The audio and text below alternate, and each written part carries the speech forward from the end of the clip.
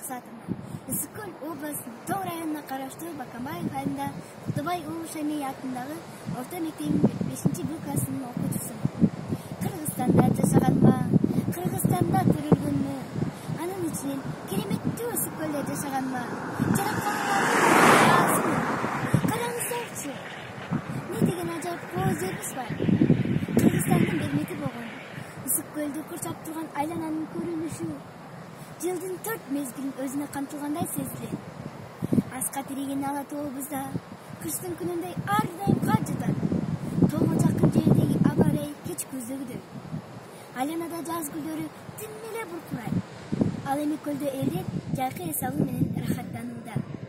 Аба ырайы өзгөрсө да көлдүн сулоогу миң түрдүү. Кышында жылуу, жайында салкын, климат жашоо шартына ыңгайлуу. Каймакка куймак кылгандай, көлүбүздүн көркүнө көп кошкон акуулары сүрөтчүнүн эмгегинин натыйжасында жаралган болот. Эмне деген жазуучулардын, акындардын сыйгашы болгон. Ысык көл чыгармаларынын негизги темасы болуп келген. Белгилүү акыныбыз Алыкул Осмоновдун калемине таандык ыр-саптары менен бүгүнкү тил баянымды аяктайм.